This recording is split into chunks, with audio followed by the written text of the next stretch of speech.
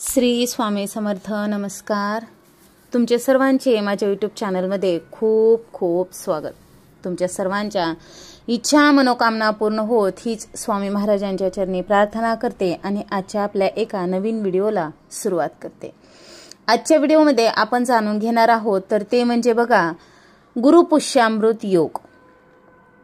बघा गुरुपुष्यामृत योग असा सुवर्ण योग जुळून आलेला आहे. तो म्हणजे श्रावण महिन्यामध्ये गुरुपुष्यामृत योग आलेला आहे. अगदी श्रावण महिना संपत आलेला आहे बघा आणि गुरुपुष्यामृत योग देखील आलेला आहे. मग गुरुपुष्यामृत योग हा आता बघा गुरुपुष्यामृत योग.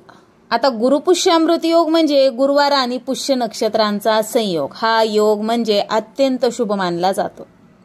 या दिवशी सोनं चांदी नवीन वस्तू असं म्हणजे शुभ कार्यासाठी हा दिवस म्हणजे खूपच शुभ दिवस मानला जातो.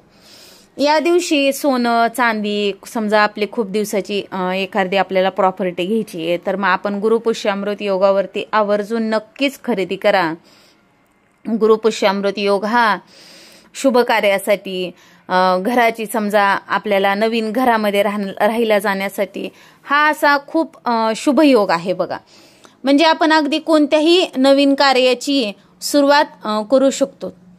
आता गुरुपुष्यामृत योग हा बघा आपल्या घरामध्ये जर समजा श्रीयंत्र नसेल तसेच बघा अशा पूजेच्या साहित्यामधील जर वस्तू नसतील तुमच्याकडे कमलगट्ट्याची माळ कवड्या तसेच महालक्ष्मीला प्रिय अशा वस्तू देखील आपण खरेदी करून नक्कीच माता लक्ष्मीला देखील अर्पण करू शकतो. आता बघा गुरुपुष्यामृत योग या दिवशी आपण सेवा तर करतोच पण आपल्याला आपल्या जीवनामधली जी काही नकारात्मकता दारिद्र्य जीवनामध्ये येणाऱ्या समस्या बघा कधी कधी काय होतं एकाचं झालं की एकाचं घरामध्ये आजारपण चालूच असतं. ह्या सर्व समस्या दूर करण्यासाठी आपल्याला एक प्रभावशाली उपाय करायचा आहे आणि तो म्हणजे आपल्याला आंघोळीच्या पाण्यामध्ये अतिशय महत्त्वाच्या अशा वस्तू टाकायच्या आहेत. आता आंघोळीच्या पाण्यामध्ये आपल्याला टाकायचं आहे कच्चं 1 चमचाभर गाईचं दूध.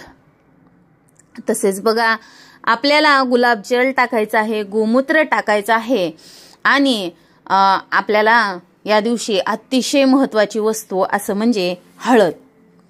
हळद ही आपला गुरुग्रह बळकट करते त्यामुळे हळद आपल्याला आवर्जून आपल्या आंघोळीच्या पाण्यामध्ये टाकायची आहे.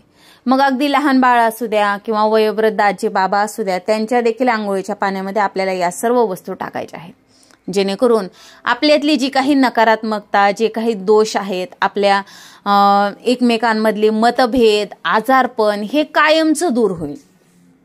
हा जो महत्त्वाचा उपाय आहे तो आपल्याला नक्कीच गुरुपुष्यामृत योगावरती करायचा आहे. तसेच बघा आपल्याला आंघोळ करत असताना आपण असं स्मरण करायचं आहे की आपण एखाद्या पवित्र नदीच्या ठिकाणी आंघोळ करत आहोत जसं गंगा यमुना गोदावरी. आपल्या मनाला आपण असं समजायचं की मी गंगा नदीमध्ये स्नान करत आहे म्हणजे आपल्याला नक्कीच गंगा नदीमध्ये स्नान केल्याचं पुण्यफळ प्राप्त होईल.